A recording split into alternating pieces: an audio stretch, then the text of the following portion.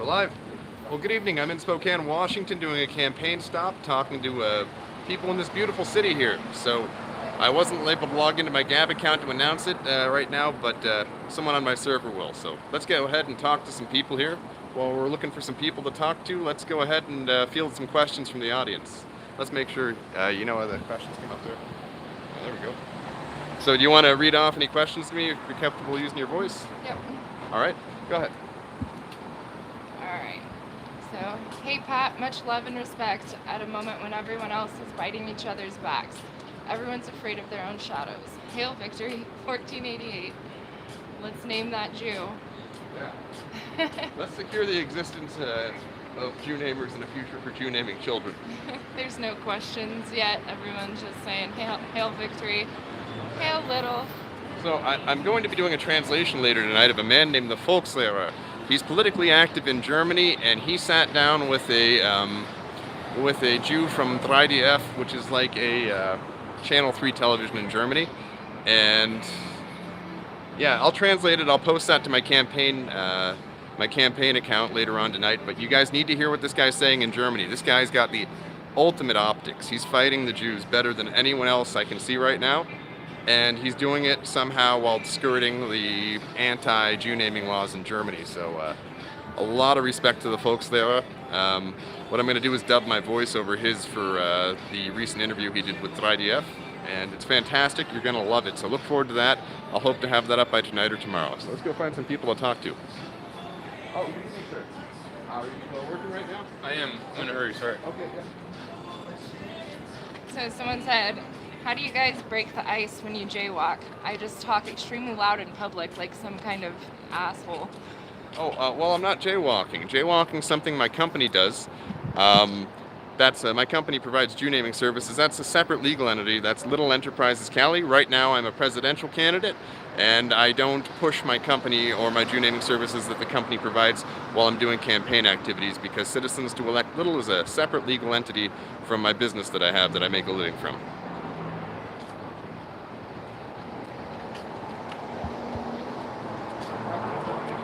Running for office. Do you have him? I noticed the stains after he passed.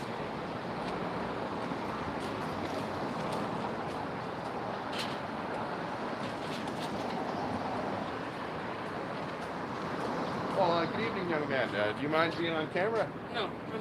Oh, my name's Pat. I'm running for political office here in this country right now. I'm running as a Democratic candidate for president in 2020. I had a few questions.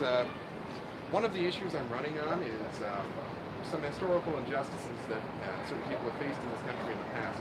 When I say injustice in this country that groups of people have experienced, what institutions do you think of?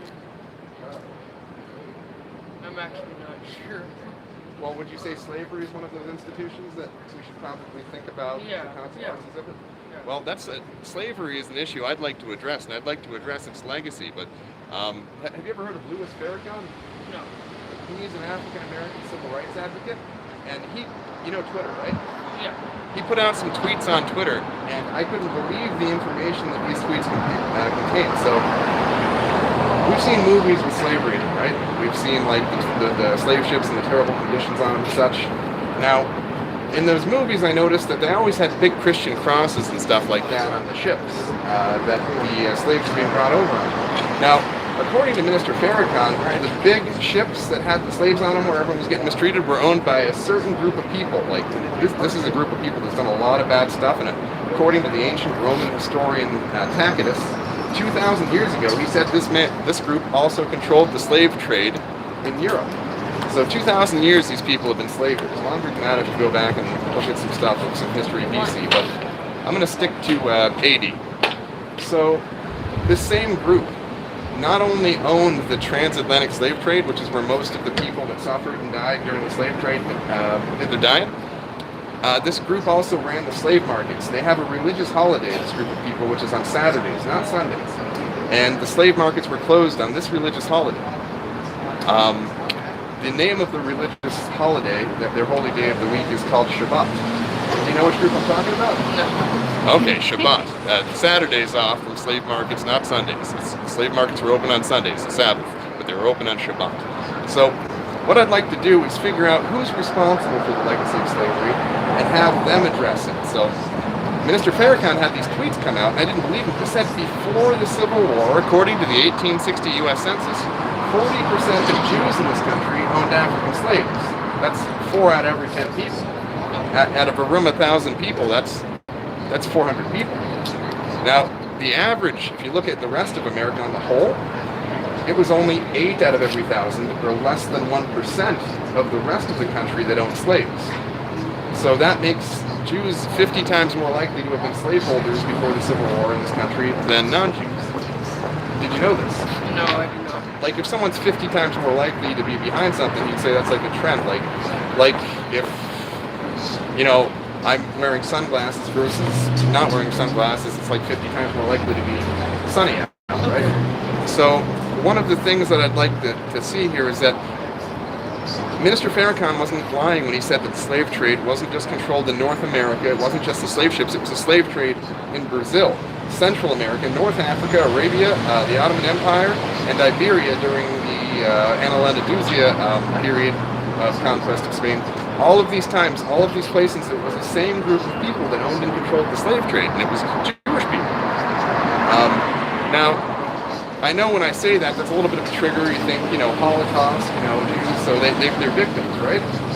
But what if I were to tell you that before World War II, the government of the Soviet Union was composed of 85% Jews. So out of every 1,000 people in the government, 850 of them were Jewish. Now, that's crazy because only 10 out of 1,000 people in the Soviet Union before World War II were Jews. So they're a little overrepresented, right? Yeah. That's like 850 out of 1,000 people from a group that only makes up, you know, 10 out of 1,000 people. That's a vast overrepresentation. Now, you've heard how many people died according to the official history in the Holocaust, like 6 million, right? Yeah. So. That's what we hear. Well, do you know how many people were killed by the 85% Jewish government in the period before World War II in the Soviet Union? 30 million people. That's 5 times as many as 6 million, right? But you don't hear about that in the news. You don't see that in the movies, do you? But you've seen lots of movies about suffering Jews during World War II, right? We'll get to that in a little bit. So, what I said is if I want to address historical injustice, you have to hold the people that are responsible for something responsibly. Like if somebody in a classroom messes up and starts goofing off, you don't punish the whole class, right?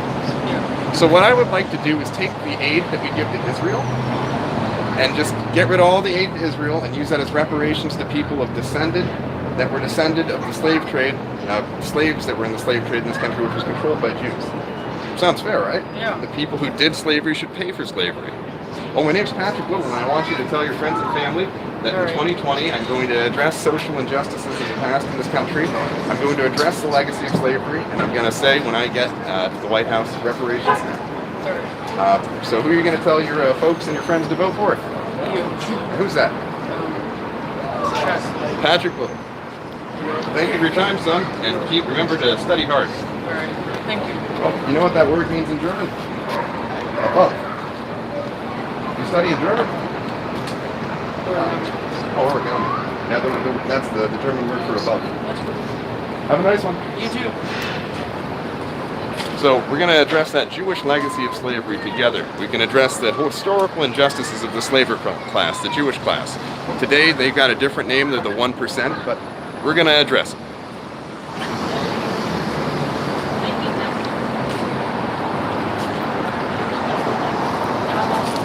Good evening, folks. My name is Patrick Little, and I'm running for office. I was wondering if you had a moment to speak. Not today? Okay, thank you. All right, let's find some more people. It's a little bit slow around the mall tonight. It's Tuesday, so it's not quite a Thursday or Friday or Saturday night. Let's take some questions from the audience while we're looking for some more people.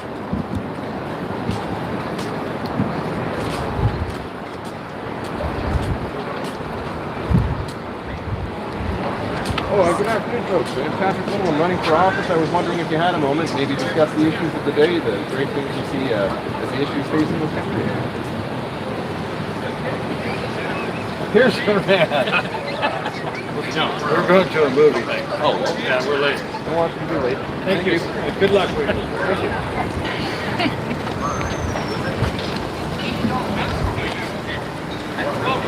You don't even need it for now. We didn't even get a tiny piece.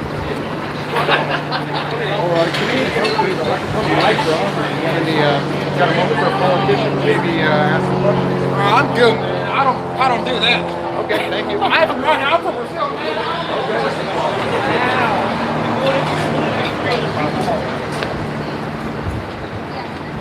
I think most of the people are at the restaurants right now, but we'll probably catch some on their way out. We got any questions from the audience? Not yet. Oh, good evening, sir. My name is Patrick Will. I'm running for office. Got any time to discuss the political issues you are concerned with? I just moved here, so, Well, where do you move from? Sydney, Australia, so. Are you an American citizen though? I am, yeah. Well, what do you say the biggest issue facing the country nationally is? Do you think it's foreign affairs? Do you think it's educational programs? I don't really know. I honestly don't pay attention to politics at all, so. Okay, is there anything the government's done in like the last 20 years that you don't agree with? No? No, I'm only 25, so. Well, you started being able to vote when you were 18 though, right? Yeah. Now, what about the Iraq War? These wars in Middle Eastern countries we keep on getting involved in. Do you have a stance on those? Really. Well, have a good day, sir. Thank you for your time. Good luck with everything. Thank you. What was your name? Patrick Little. LittleRevolution.us is my website. If you're interested, you can email me at pat@littlerevolution.us. I'm America First Democrat. I kind of like a lot of stuff from Trump's platform, but I disagreed when he started doing a lot of aid to Israel and involvement in foreign wars over in the Middle East, bombing Syria. Okay. You know, Israel's been funding ISIS, and I can show you the videos if you visit my website of the Israeli parliament discussing how to increase weapon shipments and funding to ISIS. I can show you the pictures of Benjamin Netanyahu bedside next to injured ISIS fighters from Syria. So one of my big issues is that I'm a Marine Corps veteran of Afghanistan, and I saw guys getting loaded onto caskets and put in planes, and I asked myself, why? Why are we here? And I got to talking to people in the chow hall there on base. What did you see up north? What did you see off base? I was a network engineer, so I was on base. And they said, well, we're not allowed to burn the poppy fields, which is what they make opium from and opioids. Right.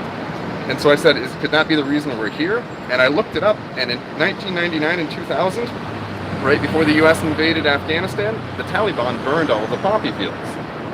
Do you know what the largest opium-producing country on the planet, and thus heroin-producing country on the planet is? Somewhere in the Middle East. Afghanistan. Now, there's an interesting corollary there. So, do you know that you can't just make OxyContin and oxycodone and Percocet out of thin air? You need to have input ingredients, right? That all comes from poppies. Now, you know about lobbies in the government, right? Drug lobbies, lobbies for foreign governments. Well, two of the lobbies for foreign governments worked together, and I'm going to explain how to get us involved in Afghanistan. So, there's a big lobby in this country for pharmaceuticals. I think the biggest donor company in the pharmaceutical industry is Sackler. They're the people that make all the painkillers, like OxyContin and stuff like that, the stuff that the high schoolers are getting addicted to now. Now, there's a country in the Middle East that has a university institution for health studies completely funded by the Sackler family. You want to guess what that country is? Afghanistan? Nope, Israel. Okay. Now, interesting, why would the people that make money off from selling drugs in this country send that money to Israel? It's called the Sackler Institute, and it's in Israel. You can look it up.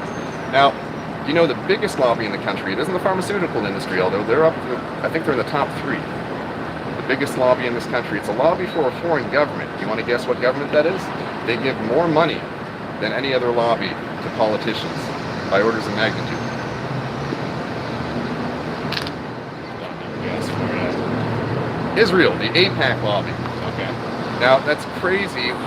Why are you allowed to lobby for a foreign government through representatives that are being elected from the United States? It's like if Russia had the biggest lobby in this country, where Russia gave more money to politicians than any other country on the planet, or even any lobby in the country, that's a red flag, right?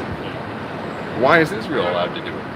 Do you think that might explain why we got into Iraq, Afghanistan, some of these foreign countries that we've been bombing in the Middle East? Okay. So the connection I'm drawing here is that we have vested interests that are shared across different organizations that are all controlled by the same group of people. And this group of people also were 85% of the Soviet government prior to World War II. Do you know the largest genocide in history that had happened prior to World War II? It was 30 million people killed by the Soviet government. All of the Christian priests and monks were killed. Now, you might not be Christian, but you don't think people should be killed just because they're Christian, right? Right.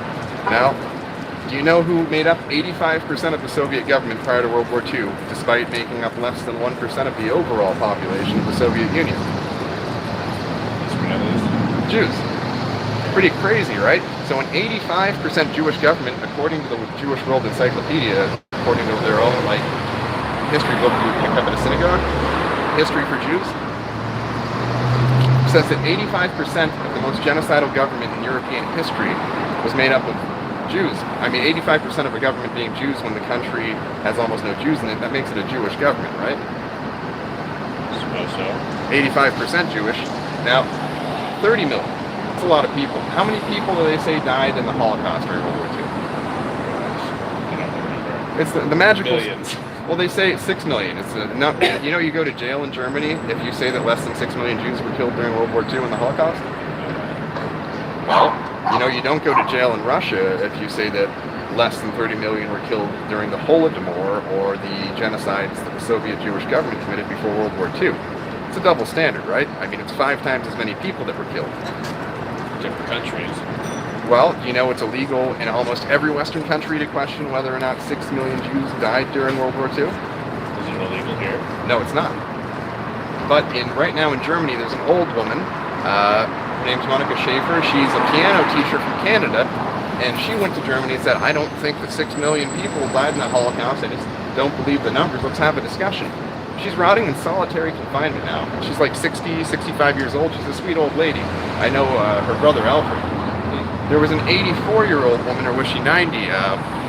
Chat, can you look up the name of the woman who was like 90 years old that just got sent to jail in Germany for questioning whether or not 6 million Jews died? It's pretty crazy. Now, they're trying to outlaw criticism of Jews in Israel in this country, too. Do you know what the punishment for criticizing Jews was in the Soviet Union until the 1950s? Jail. Death. And this was celebrated by newspapers It said it's around the world. Ursula Habermas. Ursula Habermas. Look her up. She's like 90 years old. She's a sweet old lady. And she said, "I don't think that 6 million Jews died during World War II." She's in prison right now, 90 years old. She's like about to die. Pretty crazy, right? Now, let's say that there was the Battle of Little Big Horn or something where, I don't know, several thousand Indians died, and I said, I think that less than that number, the official number, died. I wouldn't go to jail, right? Right. Now, let's wind back to the Iraq War and the Afghanistan War. Can you name a single news station that was against the invasion of Iraq in 2004? No, I was like 8 years old. Oh, all right. Well, the beard makes you look more mature. Well, there wasn't one, and there's a reason for this, and it has something to do with the percentage of Jews that were in the Soviet government. Can you name a single nationally syndicated television news station that isn't owned by Jews? Go ahead. No. Well, That's something I look into. would you want to take a guess? I mean, Jews are about 1.7% of the country, so they couldn't control every single nationally syndicated news station, could they? I'm gonna guess that they own almost 9 out of 10. We'll say 9 out of 10. Okay, we'll leave that guess with you here, but let's try and guess which one is. So, CNN's pretty left-wing, right? What you would call left-wing, right? More the liberal side of the house, or the Democrat side of the house? I'll take your word for it. Okay, it's pretty much the Democrats' television news station. Okay. Now, it's owned by a Zionist Jew named Zucker. Now, what about Fox News? That's the other side of the aisle. That's the Republicans, the conservative. Okay. That wouldn't be controlled by Jews, too, would it? Imagine it would. Good with their money. Yeah, the Murdoch family that owns it now, News Corp, they are ethnically Jewish. Actually, they're Orthodox. Now, what about the New York Times, the biggest newspaper in the country? They could. I mean, they're only 1.7% of the population. They couldn't control that, too, could they? I suppose they could. Indeed, they do. The Sulzberger family is a family of Jews, and they're all the Class B shareholders that decide what the company can and can't do. 1% of the country owns 99% of the wealth, right? So. Well, that 1%. We're talking about that 1% here. You know what they called them when the 1% of the Russians, no, 1/1000th of a percent controlled like 78% of the natural resources in Russia in the 1990s? They called them the oligarchs. Can you guess what race they were? Jewish. That is correct. Guess where they all fled to once Putin took power, except for like 1 or 2 of them?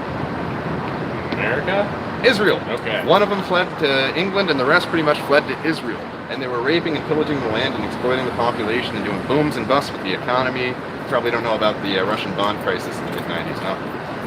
Okay, that's some economic history. I'm getting a little bit detailed here. But the point is that the Jewish robber baron oligarchs, the 1% of Russia in the 90s before Putin took charge, were Jews. Now, how do you see Russia getting treated in the news? You're always hearing about Russian meddling or Russian conspiracies. By the way, I'm not Russian. I have no Russian blood. Yeah, I mean, you heard about that. Like, Yeah, I hear about it every now and then. every now and then. You also hear Syria's bad, we gotta stop Assad, baby's the gas, right? Yeah. Okay. Now, what if I were to tell you that the reason that the Jewish-controlled media doesn't like Russia is because they no longer have an 85% Jewish government? Can you guess what happened during World War II when Stalin was in charge of Russia? The first year and a half of the war, guess what all the Russian soldiers were doing? What? You mind if I give you a hug? Sure. Throwing their weapons down, going up to the Germans and saying, "Thank you, you freed us from the Jews." Believe it or not, millions upon millions of Russians deserted the Russian army, the Soviet army, to the point where the Jews and the government issued a policy where any Russian who retreats gets shot in the head and their whole family gets killed. So this wasn't enough. Even these measures where families were killed of any soldier that retreated wasn't enough. And Stalin, who was not Jewish, or at least there are rumors that he was a quarter Jewish, but I don't buy it.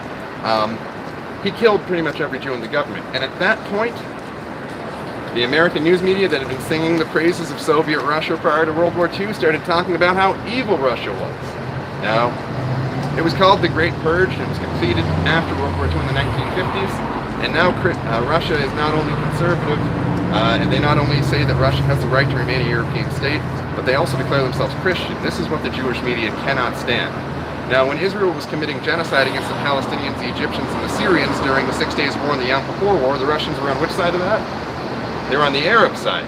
So you're starting to guess the reasons why our media doesn't quite treat Donald Trump and the Russians fairly. Donald Trump says, "I'm willing to talk to the Russians," and the media immediately demonizes him.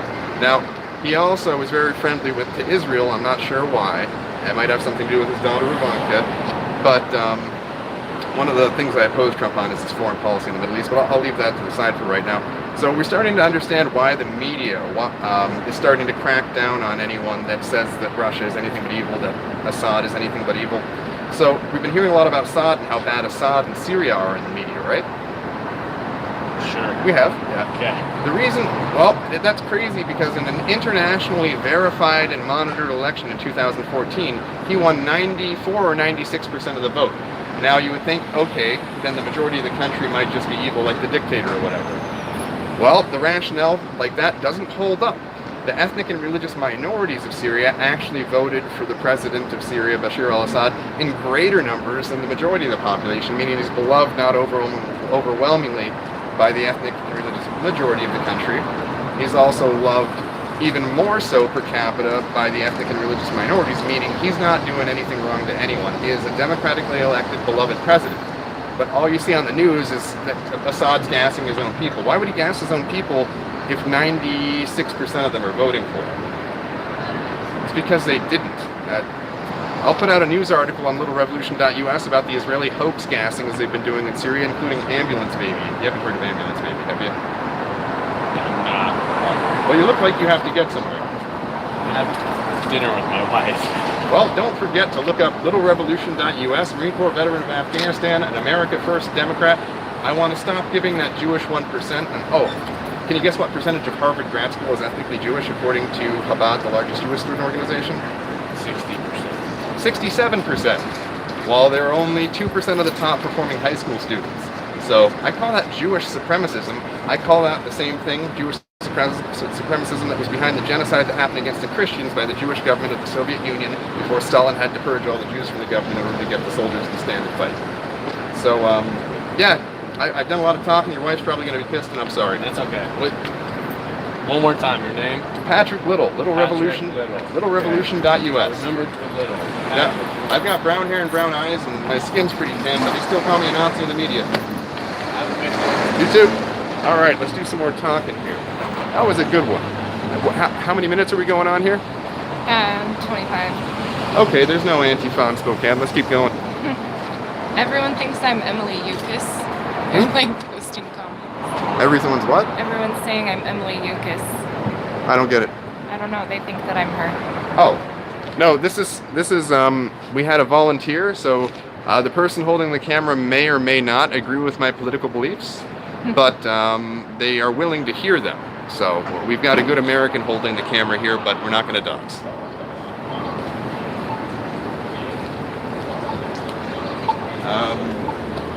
You know which way we should go? The street's looking a little sparsely populated.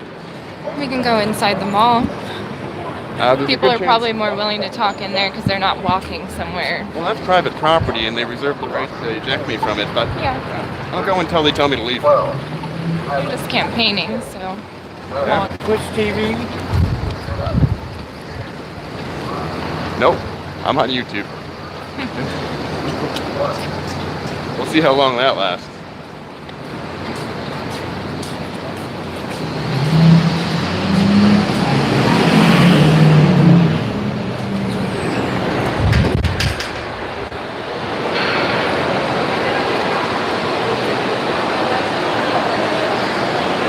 So this is my first time in here. What's the, where's the best place to go in here? Right here, I'd say.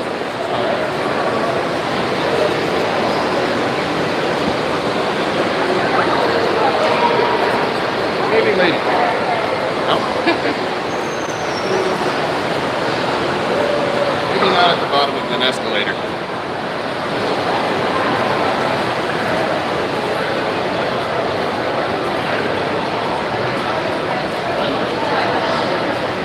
Alright. Duck Duck Tuesday, just do that, and then we're gonna go to the Apple Store. I will not. Oh, good evening, folks. I'm running for office. You got a moment? Donald Trump for president. Okay. Ooh, Pat. Pat. Yeah. What's going on? Oh, good evening, folks. My name is Patrick Little. I'm running for office. I think people are here shopping and stuff. I think out on the street's better. Is there going to be traffic on this side? Not as much.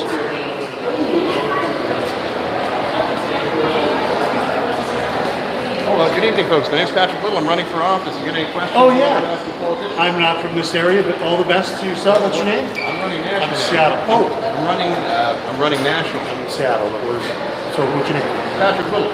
My website is littlerevolution.us. I'm running in the Democrat primary. I'm running for president. Now, what do you say the greatest issue facing the country is? How about Okay. greatest issue?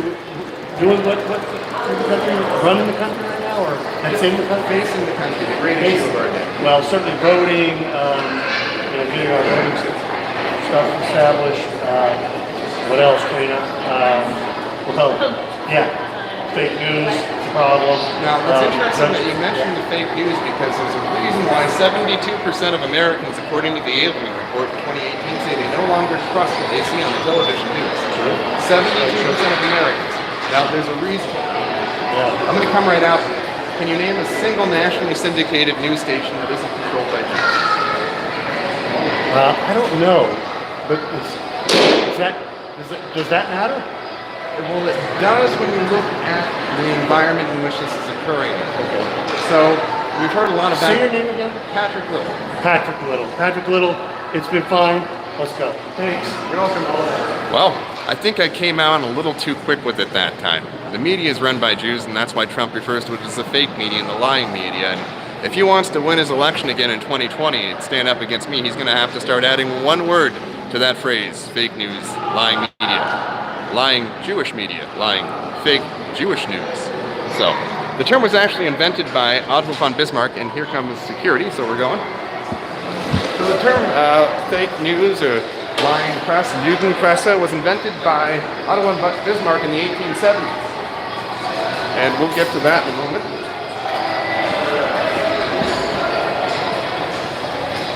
We're going to take it outside.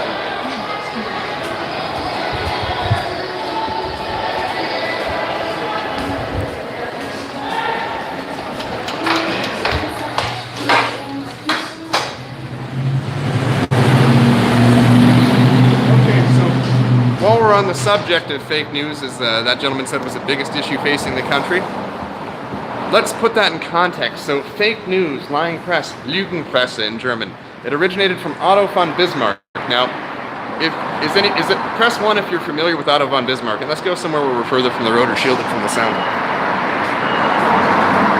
Over here is less than a busy intersection. So it's a little sparsely populated tonight, so we're going to do with a little bit of a political education here. So in the 1870s, Otto von Bismarck termed the phrase lying press. And there was a reason why he coined this term. He was fighting against what he called the Hanoverian-style liberals, which doesn't mean the same thing as it means today. So he was fighting against these people, and they ran the press, and they were in very good with the Jewish aristocracy of England. And when Otto von Bismarck started using the powers of the monarchy to shut down the lying Jewish press in Germany, the Jews sent an assassin. Yes, the man who tried to shoot Otto von Bismarck in, I believe, Berlin around 1870 was a Jew. And after the assassination attempt by the Jews of England against Otto von Bismarck of Germany, who was shutting down the lying Jewish presses, back then it was literally the press. You make the printing press. Here, we're going to get a bit further from the road where there's less noise. They sent this assassin to kill him, and after this, Otto von Bismarck wrote in his diary, and you can look this up. This is a real letter. I think it might even be in a museum somewhere. He wrote also in his memoirs that Abraham Lincoln was also they tried to kill him, Jews. He said after the Civil War, Otto von Bismarck wrote that the Jews of England tried to kill Abraham and succeeded in killing Abraham Lincoln because he was printing fiat currency that wasn't controlled by the private banks that the Jews controlled. It was called the greenback. Look up the greenback if you want to understand why Abraham Lincoln was killed. John Wilkes Booth was a Jew, an English Jew. So, English Jew with heritage from England. So that's an interesting fact. So the men who killed Kennedy, or arranged the killing of it, the men who tried to kill Bismarck, the men who killed Abraham Lincoln, these are all people that were nationalistic in trying to serve their country and their people. And I think that not many people know that the Jews killed Abraham Lincoln. And I think it's important for you, the American public, to know this fact. I think it's important for you to know that the man who unified Germany around 1870, they tried to kill him too. President Jackson, the Jews of England sent assassins for him when he shut down the Jewish bank. They tried to kill Jefferson too. All of the best men in Western history, the Jews have tried to kill. And, well, I think that isn't going to stop. And I think we have to stop them from doing that. So, part of my campaign platform is the expulsion of the Jews from this country. They tend to kill our best men, and in order to have good leadership, we need good men, and we can't have that if the Jews keep on killing them. So, we have any questions from the audience, maybe about some of the background behind the attempted Jewish assassination of Otto von Bismarck, the Jewish assassination of Abraham Lincoln, maybe the Jewish assassination of John F. Kennedy? Let's take some questions. Here, let me check some.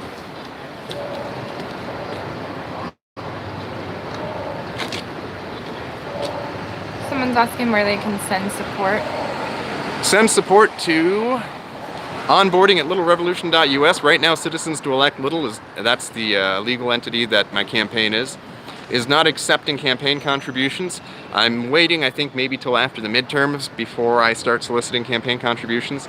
But I will accept volunteers. I'm building a national signature gathering effort. And whether they're independent, Democrat, or Republican, if they put America first and Israel last, I'd love to have you at not only as a signature gatherer, I'd also like to talk to you about maybe running for office if you've got a good background.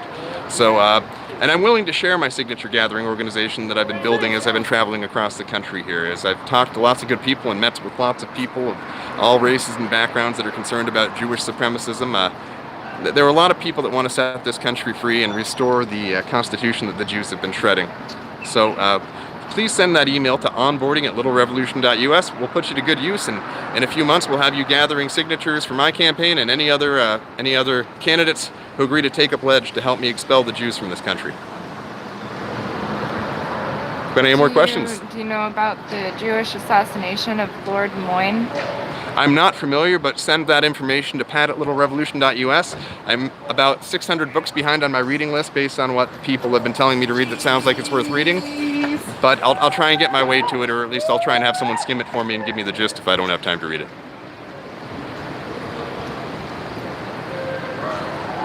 Oh, let's take a break and talk to this man here.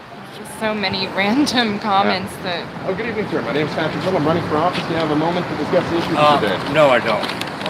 I'm in a big hurry right now. Okay, well, have a good day, sir. Let's let this guy get out of his car, move down. Let's do some more Q&A here. In 1776, when the Declaration of Independence was signed, the letters between Washington and the Illuminati leader, what was that about? It was about nothing because the Declaration of Independence was signed in 1775. Oh, no, hold on. Oh, dang it. I think I just messed up. The revolution start... Hold on.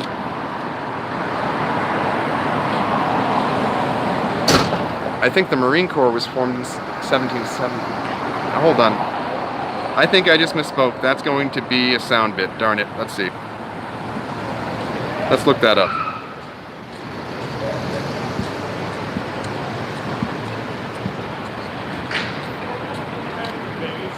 Just a moment. Someone said 1745. No, I didn't say 1745. Oh. July 4th, 1776. Yeah. I apologize. I believe the first skirmishes took place in 1775. That's going to be a sound bit. That's my bad. Darn. Have you read Martin Luther, The Jews and Their Lies? Yes, I have. I read it. No, actually, I listened to it on audiobook. I'm a very big fan. And I remember he said the next time a Jew comes to me asking to be baptized, Martin Luther said he'd tie a stone around their neck, toss them from the bridge into the brook or the river, and declare that they are baptized in the name of Abraham. So Martin Luther was a good guy. He spent years... we're going to see a silhouette there, or we're going to see a reflection. He spent years trying to accept Jews into his church, I think like 30 years or so, before he gave up, and he said they're all pretending to convert and then coming in and trying to mess everything up. So he wound up taking a lot of criticism for being so open to Jews trying to join his church, and then in the end he said, throw them in the river. He gave up. They were beyond salvation, he thought. It's a great book. You should read it. If you're a Lutheran and you think that Martin Luther was anything other than an expel the Jews type character, you're wrong. If you're a Lutheran, you have to read The Jews and Their Lies by the man who founded your faith. He did not like Jews. And in any case, he founded all forms of evangelical and Protestant Christianity. So if you're any type of Protestant and you're supporting the Jewish control of this country, that is heresy to the man who founded your faith. So I would reconsider that. What do you think of Martin Luther? I think he was a great man. I think that the fact that it took him 20 or 30 years of trying to convert Jews before he gave up means that he was a very, very patient man. And, well, as it's been said in the past, our patience has its limits, and we've reached our end here in this country, and that's why I need you to express the ending of our patience by casting that ballot for Patrick Little in the Democrat primary in 2020. Our patience had its limits. It's over. And Tell us about Bobby Fischer. Bobby Fischer was a man who wound up, I believe, living out the rest of his days in Iceland. It's funny, I've talked about Bobby Fischer to a lot of people. All of them know he was a great chess player. Not many people know he was a self-hating Jew. He was ethnically Jewish, and he wound up moving to Iceland because he got harassed for opposing Israel's wars of aggression and genocides against its neighbors and the indigenous people. He also criticized Jews on the whole as being usurious, exploitive, and you run down the list. He was a self-hating Jew to the very end. But you're not going to hear about that because they don't cover it.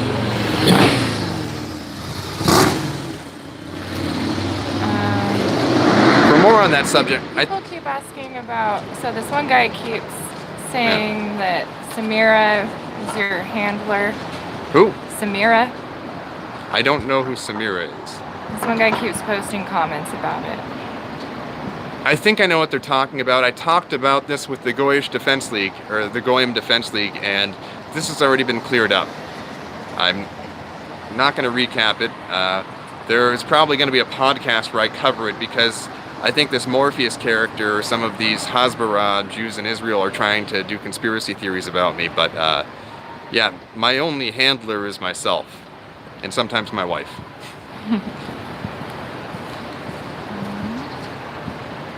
All right, so 54% of Americans don't believe the official story of 9/11. Do you think you can win these people by exposing Israel because most of them think they did it for oil? It's funny because it was actually a psyop on that they did to people that are considered to be on the left. This whole what was his name?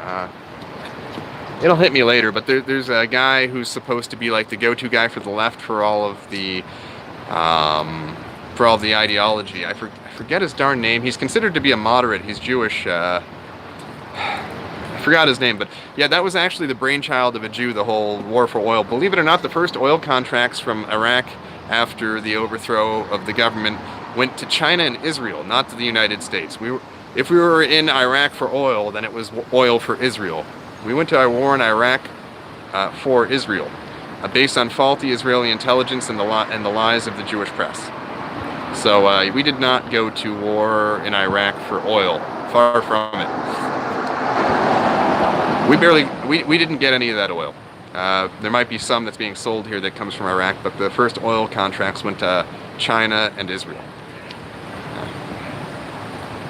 If you become president, will you require no public servant be allowed to have dual citizenship with Israel? I want to expel the Jews from this country, so the question's a little bit superfluous, but yeah, no dual citizenship, period. Now, there are a few people that'll negatively affect that are innocents, but and I'm not talking about Jews, I'm talking about maybe people that have dual citizenship with some other countries, but I think there's no way that you can have citizenship in more than one country and not have conflicting loyalties. And you definitely can't hold political office in more than one country and not have conflicting interests. That's inherently conflicting interest.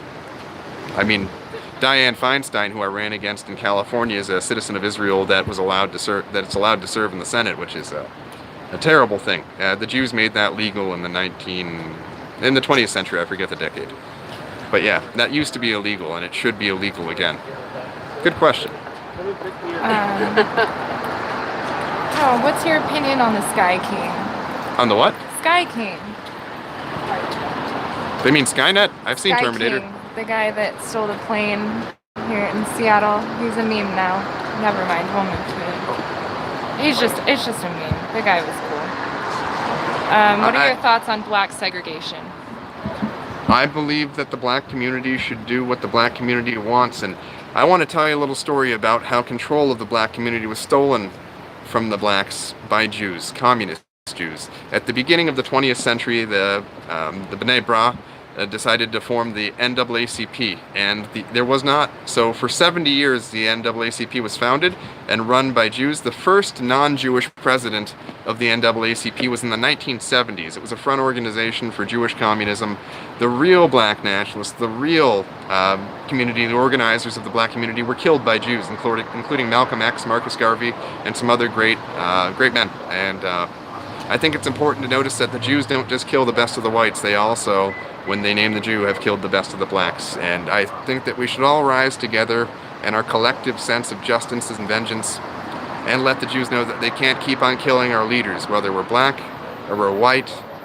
We all have the right to good leadership, and the Jews don't have the right to go around killing our best people. Okay, what are your thoughts on William Luther Pierce? I haven't read much of his stuff. I saw a video with some cool graphics in it once, but if you want to send me information on him, I've heard things. I saw the Murdoch he was in. I know that he liked George Lincoln Rockwell, who's one of the greatest American heroes to ever live, who wanted justice and peace for all races of man. And if you're not familiar with Commander Rockwell, read This Time the World, and then also his second book. I've read both of those several times, and I don't know much about Pierce. I don't think he was nearly as successful as Rockwell, but I think that George Lincoln Rockwell, Commander Rockwell, was a champion of human justice and someone who opposed Jewish supremacism in all of its forms, including Judeo-Bolshevism, or also known as communism. Do you believe in freedom of association? Yes, I mean, freedom of association was the foundation of the country. We chose not to associate with the aristocracy of England and instead came over here and made our own free place. people came over to the United States because they wanted to do their own thing. This country was founded on people that wanted to form their own ethnic and religious groups. I mean, to this day, you've got the Amish in Pennsylvania. You look at the Boston colony, that was a separatist group. This country was founded by people who wanted to have their own destinies controlled by their own people, even if they invented their own people like the Pilgrims did, like the Anabaptists. So freedom of association is the foundation of the United States Constitution. And it's the foundation of human dignity, and that's why the Jews oppose this guaranteed right, this freedom of association, more than any other thing, because you can choose not to associate with Jews with freedom of association, and they force themselves upon us with their banking and their media and their control of all of the other important culture-making institutions. So freedom of association allows all people to liberate themselves from the Jews and say, no Jew, you can't come to my neighborhood and exploit my people. So yeah, of course, I support freedom of association. It's the foundation of the country. What do you think about the Israeli attack and murder on the 15 Russian Air Force over Syria this week? I think that the terrorist nation of Israel needs to be brought to account for its multiple acts of terrorism now. I think it's a crime that Israel is committing these murders against innocent civilians and against countries that have not done anything aggressive against them. This is an unprovoked attack. This is Jewish terrorism at its worst. Well, not its worst. The worst would be the USS Liberty, the Lavon affair, or the theft of our hundreds of pounds of strategic nuclear resources from the NUMEC facility, or also the Jewish coordination happening, the Jewish fingerprints all over 9/11. So it fits the pattern. I mean, real shocker. Imagine my shock. You know, Jews are going to Jew, and there's nothing you can do about it other than use your freedom of association to get them the hell away from you. Someone wants to know why you blink so much. I blink when I think, and I try to cut down on it. Also, we've got cars passing by, and when the headlights come, you know, I usually wear sunglasses during the day. I got used to wearing shades, so yeah, at night when you're starting to develop a little bit of more sensitivity to light, if a car light goes by. Also, when I think, I've trained myself not to use thinking words so much, like and you'll hear them from me once in a while. So instead, you know, if you go to Toastmasters or something, they say try and isolate your thinking words and your tics to maybe your fingertips or something that's not on the camera or that's behind the podium. And unfortunately, sometimes my thinking words get translated into blinks.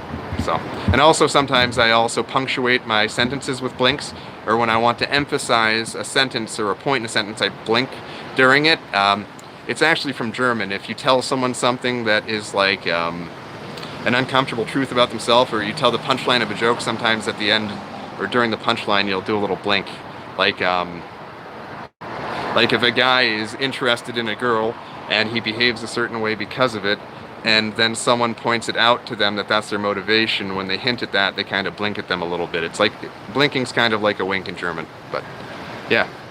It's a way of also placing emphasis from another language I speak. What are your thoughts on the Jewish legacy of circumcision in America? I'm against child abuse. I'm against child molestation, and the Jews do both all over this country.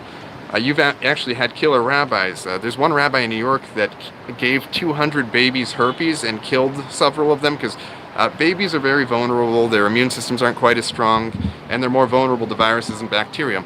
And so when a crusty diseased Jew that's been raping children has an STD and he vampires onto a young infant's penis after he chops the tip off, you can transmit diseases, and this has led to the Jewish infanticide of many of their own children because of this perverse Jewish tradition of circumcision. And I was circumcised against my will at birth. It was standard practice in the early 80s, and the Jews after World War II used all of their medical journals to try and push circumcision on everyone, and I want my foreskin back. I'm very angry that I was abused by a doctor under Jewish orders as a kid, implicit orders by, when you circumcise a child, that's genital mutilation, that's torture, and God knows how it affects someone's personality to force such a painful and torturous, barbaric Jewish practice as an early child. What are your thoughts on Ezra Pound and Eustace Mullins? So I recently watched a documentary on Ezra Pound. I think that he's a lot like Lonnie Riefenstahl, where After World War II, he tuned it down a little bit, and he shouldn't have. I think that he waxed autistic on his poetry after the war, and as a consequence developed some mental illness. Also knowing that the degenerate won the war and destroyed the Western world for the most part, that weighed heavily on him in his older years. So Ezra Pound was a great poet, and they actually have named a freedom of association group after him in Italy, Casa Pound. So yeah, he was a great wordsmith. And what was the other guy they asked about? Ezra Mullins? I'm not familiar. Send it to pat@littlerevolution.us. I'll try and find time. Or, sorry, it was Ezra Pound and Eustace Mullins. Oh, Eustace Mullins, the Christian. Yeah, he's like a professional Jew namer from Florida. He's Christian, I think. Yeah, if it's the guy I'm thinking of, then he's cool. Yeah, I like him. What do you think about Roy Cohn? I forget who that is. Like C-O-H-N? I don't know who that is either. Oh, Cohen is a common Jewish name. It's actually... Yeah, but they left the E out, so I don't know. No, I'm not familiar. Or it's not ringing a bell. Should we be worried about the Bogdanov twins? I'm more worried about Israel using the stolen nuclear weapons they stole from us against us than I am about France using theirs against us. And would you consider yourself a white nationalist? I consider myself a patriot who believes in freedom of association for all people and the right of all peoples to determine their destiny. And I believe the Jews don't have a right to exterminate groups just because they don't like them, as they're doing with the Palestinians, the Assyrians, as they're attempting to do also to the Syrians. I don't believe that the Jews have the right to displace all of the indigenous populations of the Middle East to make room for their supremacist genocidal state. So, call me whatever you want as a result of that, but ultimately I see myself as a champion of social justice and someone who recognizes universally human rights. And also the typical sociopathy and psychopathy of the average Jew. So women these days are out of control. If we are expected to have large families, whites need to be allowed to slap a little sense into their wives/fiancés. Would you legalize that? It's God's law too. Next question.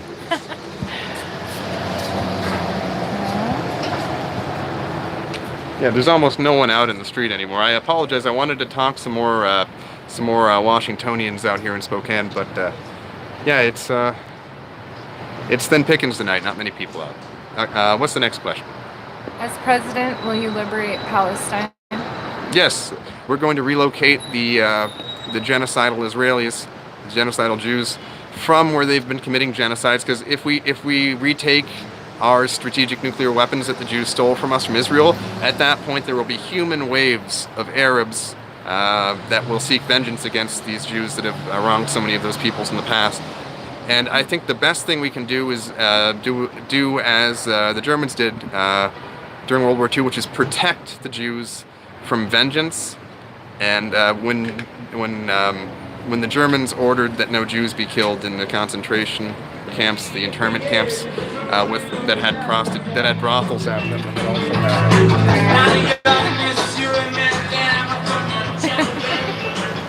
anyhow, good tunes there. But the point I was making is that once the Jews are no longer in power, and once we're no longer a mercenary state for the terror state of Israel, people are going to want their pound of flesh. They're going to want revenge. And the best thing we can do is put them in Madagascar and set up an international coast guard to make sure no one ever gets in and out of there.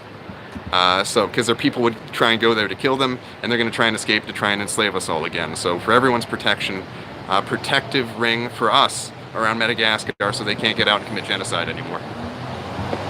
So Eustace Mullins said that the Zionists worked with Hitler. Thoughts? I mean, I'm out here naming the Jew and advocating their expulsion to Madagascar, and they're calling me an Israeli Zionist. I mean, you have to be some special type of stupid. There isn't always another layer of conspiracy. Like, if you arrive at the truth, that doesn't mean that it's just a front for another conspiracy. At some point, you stop doing your Inception thoughts. I don't know if you've seen the movie Inception, where you wake up and you're inside of one dream, you wake up from that dream, you're in another dream. It's not that way with the truth. When you arrive at the truth, accept that it's the truth, and don't try and find it to be some sort of front for a grandiose lie. I mean... I think you misheard me. Oh, People are calling you a Jew. ago, but Yeah. so he said Eustace Mullins said that the Zionists worked with Hitler. So he's just asking your thoughts on that. Oh, I thought you were saying that he was a Zionist. Okay. I mean, I don't know what that means. If they want to be more specific, I know that he wanted them out of Germany and that he was having trouble getting them to Madagascar. So I think there was some sort of short-term workaround with Palestine, but some agreements. yeah, no, I know about the agreement, but that was not the ideal solution. They wanted to send them to Madagascar where they wouldn't try and commit genocide against the Palestinians. I mean, Germany didn't get a lot of the things it wanted, and one of those was a peaceful solution to the Jewish question. Are there any honorable Jews you like? Well, maybe we should film this. No. Diversity. I would blame the Jews for what's going on over there. But what was I going to say? Any honorable Jews that you like? Here's the problem.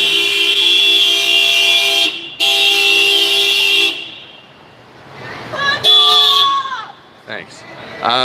So my answer to that question is Bobby Fischer was an honorable Jew. However, I wouldn't trust his children. If you read The 10,000 Year Explosion, and if you read The Selfish Gene, you'll understand the complex nature of genetics, and especially the Ashkenazi Jews, inbred to the point where psychopathy is something like 20 times as common among Jews. They've evolved the ability to not have a conscience, to not have guilt, and to not have shame. And that makes them incapable of being social animals on average. The vast majority of Jews are not capable of human behavior. So when you try and make it about individuals, that really convolutes everything, that really clouds the issue, because we're talking about a group. When you try and look for the needle in the haystack, you know, at that point you have to stop the baler and stop making hay. At some point you just say, if there's a needle in the haystack, that's okay. I mean, let the needle be.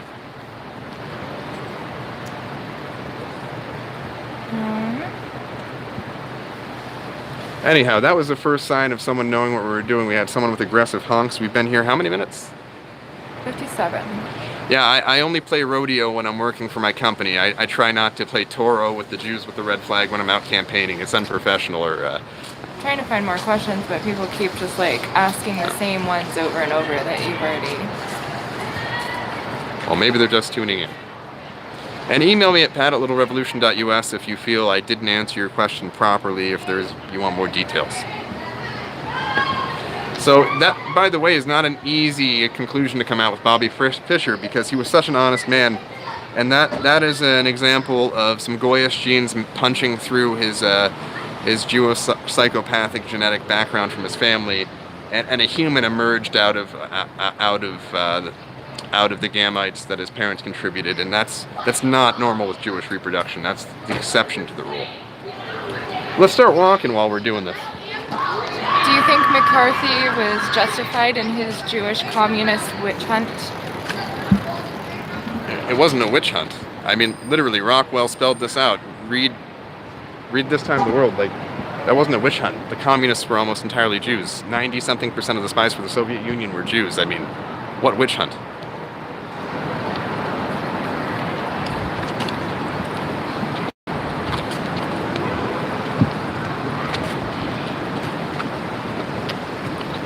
Who's going to be your vice president? I'm working on that. I'm not sure yet, but I can tell you one thing. No, actually, I'm pretty open. I'd even let Louis Farrakhan be my vice president. What will happen to all the Holocaust museums if you win? We make them into museums that commemorate that display the suffering that the Jews have inflicted on all of the ethnic and religious minorities throughout the world. We make them into museums that address the Jewish legacy of slavery. And, there will be a time in the future where we're going to have to say never again. We're going to look back on this period of Jewish genocide, Jewish wars of aggression, Jewish manipulation, Jewish degeneracy, Jewish porn, Jewish banking, all of these terrible things that destroy men, and say, never again. And the only way to prevent something like the Jews from evolving as a parasitical race among us again is to remember the characteristics of the Jew. When we liberate ourselves from the Jews and use our freedom of association to expel the Jews, we're going to have to look for all of the signs that a new type of Jew is forming. The warning signs will be displayed at these museums. These museums will all be turned into museums of Jewish terrorism, museums of Jewish genocide against non-Jews, against ethnic and religious persecutions, against incitement of peoples to fight each other. We're talking about museums that will display the worst of human behavior that the Jews have exhibited so that no one ever decides to lift the blockade from Madagascar. Because the Jews were kicked out of England for 700 years and their historical memory faded. They didn't have museums reminding the children and the grandchildren and the great-grandchildren of the Jewish crimes against the English people. And eventually that bastard Cromwell let the Jews back in, and look at what's happening to England now. There won't be any Englishmen in 50 years. So, yeah, we're going to have to convert those into museums where our great-great-great-great-grandchildren will be learning again about Jewish crimes against humanity so that no one ever lets those bastards out of Madagascar. But do you believe that the Jews can actually be peacefully removed? Do you believe the Jews can actually be peacefully removed? How are they going to stop us? I mean, if they want to have a smooth transition to Madagascar or not is up to them. If they want to cause another war, as they've caused pretty much every war in the past, that'll be on them, and we'll just add it to the list in the museums about Jewish crimes against humanity. So, yeah, I have a feeling they're going to go peacefully. Most Jews are cowards. I mean, have you met a Jew? They're not fighters.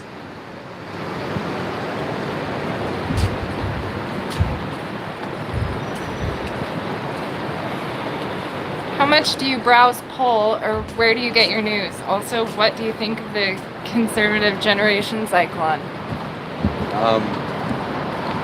Well, conservative and liberal are meaningless to me. If you understand Machiavellian tactics, and if you understand what Hitler wrote about in Mein Kampf with dialectical perfidy, you'll find that the whole artificial bundling of ideas with left and right is just a way to divide groups amongst themselves, against themselves.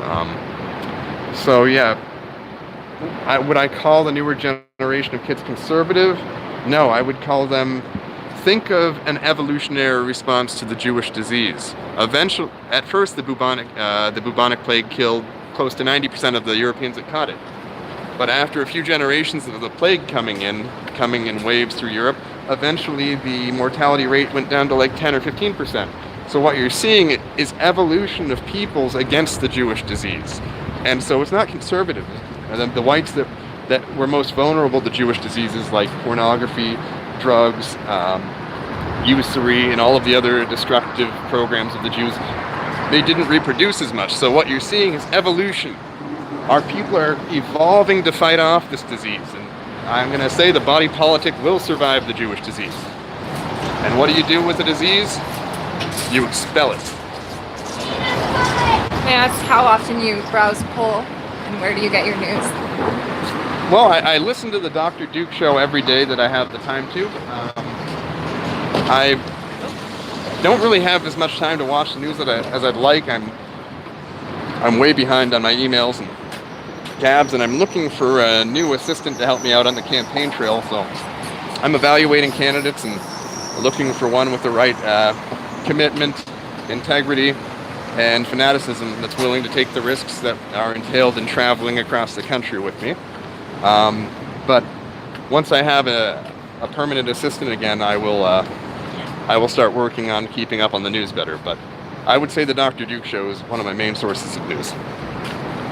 How do you feel about a resource-based currency conversion in such a way to cripple Jewish banks?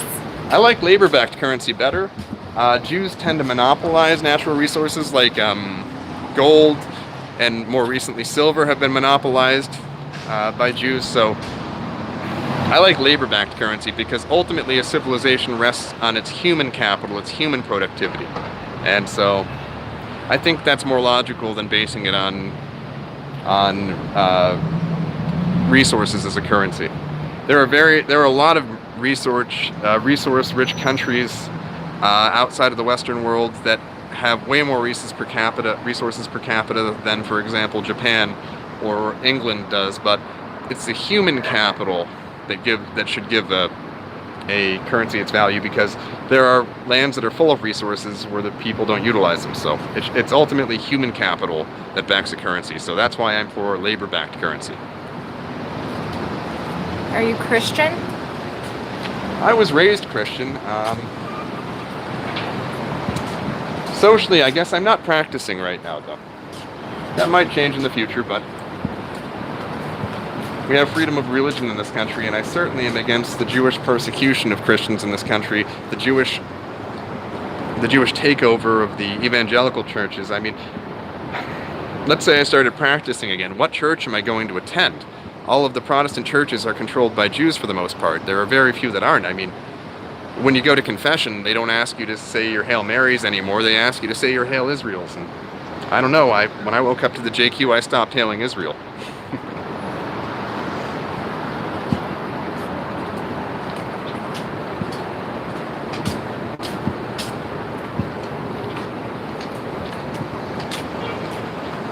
Well, I'm back to my vehicle. I'm going to say good night to you guys. Thanks for tuning in. Don't forget to vote for your nationally social democratic American patriot in 2020. Join my signature gathering organization. Email onboarding@littlerevolution.us. Help me and all of the other people that want to help get rid of these tyrants that are controlling our government and destroying our country. Let's put them on a boat. So sign up at onboarding@littlerevolution.us. Send that email, become a signature gather for me. Make it so I don't have to spend money on ballot fees, because my resources are spread thin, and if I get enough signature, there'll pretty much be no fees associated with me running for the presidency in 2020. So have a good night. Don't forget, vote little and win big. What's going on? How to turn it off. Oh, you don't know how to turn it off.